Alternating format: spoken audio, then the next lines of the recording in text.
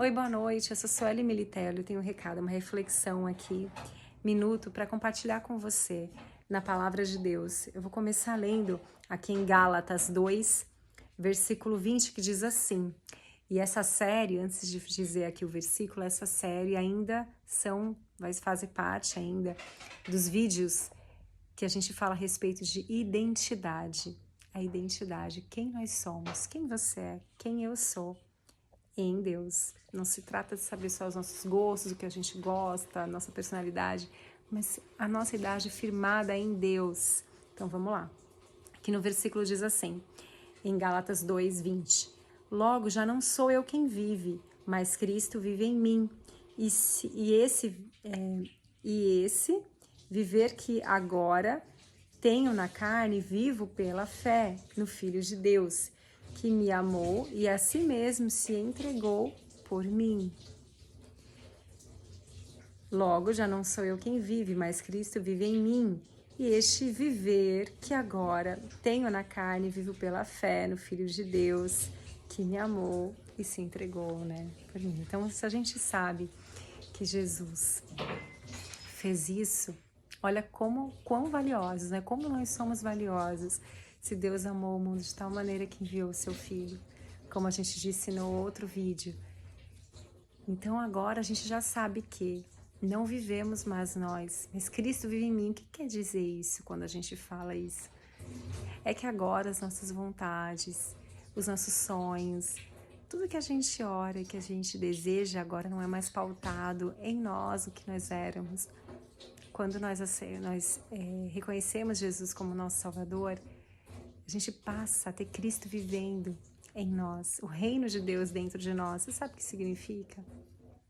Que toda a alegria, satisfação, prazer que nós temos é em fazer a vontade do Pai, assim como Jesus fez a vontade do Altíssimo, que são um só. E aí a gente passa a ter os desejos, os sonhos pautados também em fazer a vontade de Deus. A vontade do Pai passa a ser algo que nos direciona, algo que nos move e algo que nos deixa feliz em fazermos a vontade dEle. Então guarda isso, guarda esse primeiro versículo. Depois, nós vamos aqui para outro versículo, que diz assim, em Efésios 2, versículo 4, diz assim: Mas Deus, sendo rico em misericórdia, por causa do grande amor com que nos amou, e estando nós mortos em nossos delitos, nos deu vida juntamente com Cristo. Pela graça sois salvos. Então, mas Deus, sendo rico em misericórdia, sabemos que nosso Pai, Ele é rico em grandes sentimentos e grande caráter, e Ele é rico em misericórdias. E aí, por causa do grande amor que nos amou. Então, aqui nós temos uma outra resposta aqui, é que Deus, que criou todas as coisas, nos ama. E por esse grande amor, Cristo vive em nós. Aí depois nós vamos para outro versículo, que está em Romanos capítulo 8, versículo 38, que diz assim, na palavra de Deus: Porque eu estou bem certo de que nem a morte, nem a vida, nem os anjos, nem os principados, o demônio, nem as coisas do presente, nem do porvir, nem do futuro, nem os poderes, nem a altura, nem a profundidade, nem qualquer outra criatura poderá separar-nos do amor de Deus. Que coisa linda, pessoal, olha aqui. Que está em Cristo Jesus, nosso Senhor. Então, por que a gente está lendo versículos? Você vê aqui versículos, de passagens diferentes, mas que, como a Bíblia aponta para Jesus, de Gênesis a Apocalipse, o tempo sempre falando de Jesus, aqui a gente sabe que Ele vive em nós e que nos alegra fazer a vontade do Pai. E é por isso que tem outro versículo que diz em João, que nós fazemos por amor a Deus, vamos obedecendo os seus mandamentos e que não são pesados. porque nos agrada fazer a vontade de Deus. E agora é quem nós somos. Por isso que a gente está lendo isso. Porque nesses versículos eles nos mostram o quê? O amor de Deus sobre nós, como um pai.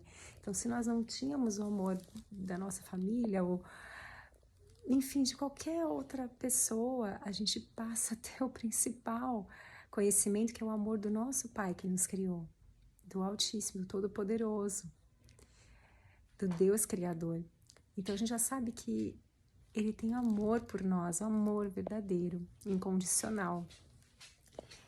E aí, Ele tem o amor, e tem tanto amor que o seu Filho primogênito, Ele deu e entregou por nós, para nos salvar. E Ele vive em nós. Você tem noção disso? A nossa identidade ela é formada quando a gente entende isso verdadeiramente. Quem nós somos? Somos amados. Somos escolhidos por Deus. Aí a gente vai continuar falando sobre isso. Cristo, que é o primogênito, o Filho primogênito de Deus, Ele amou tanto que entregou por nós, nos amou tanto que entregou Ele por nós, para que sejamos salvos, e Ele vive em nós. O que significa viver em nós?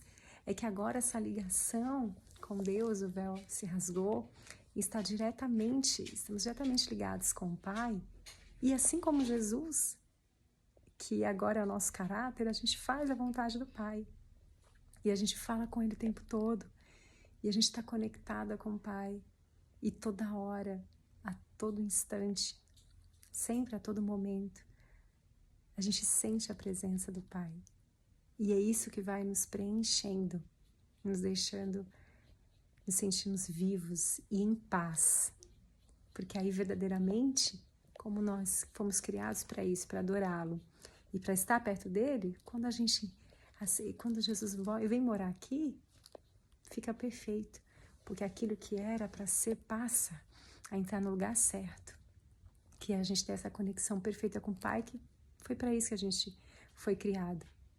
E que quem não tem isso, por isso que vive tantas mazelas e tantas coisas ruins, porque está afastado de quem realmente é, de quem veio aqui nessa terra para ser.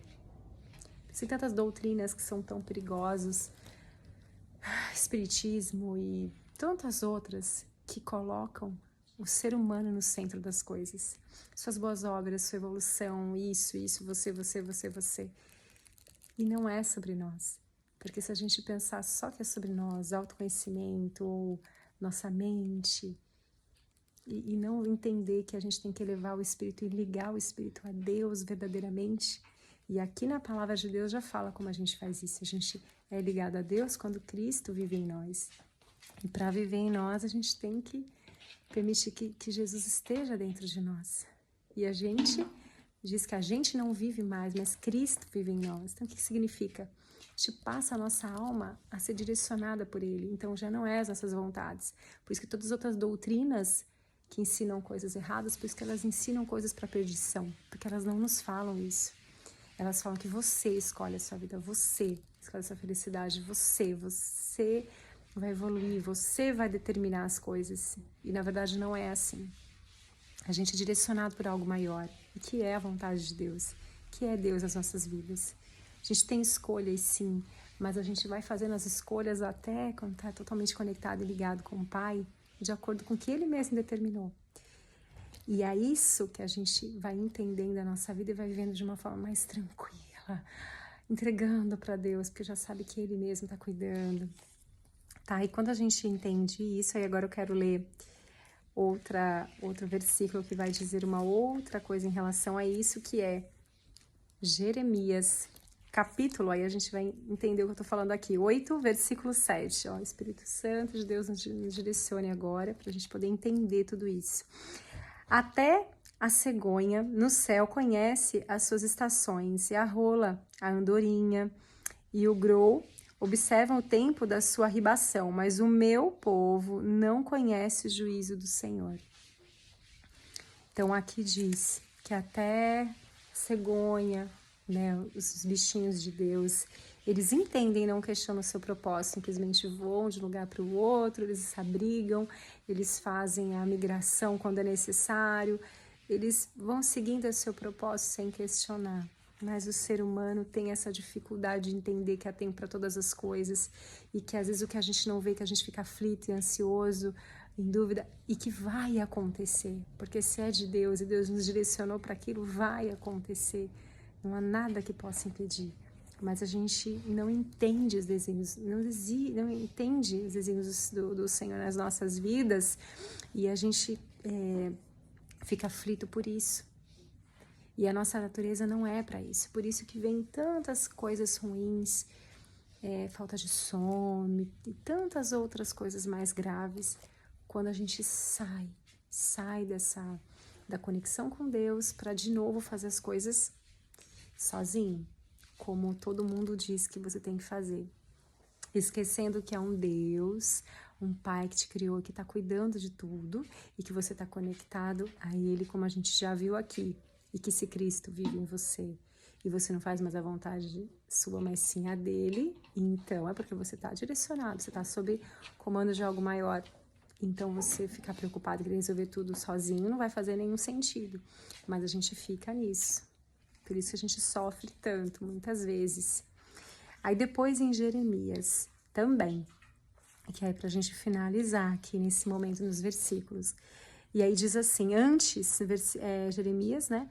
Antes que eu te formasse no ventre materno, eu te conheci. E antes que saísses da madre, te consagrei e te constituí profeta às nações. É o Jeremias 1, versículo 5 que diz isso.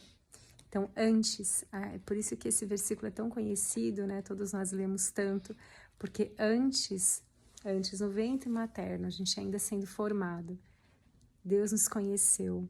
Ele nos escolheu e ainda entregou já uma missão a gente ainda sendo formado, informe, que é ser profeta às nações.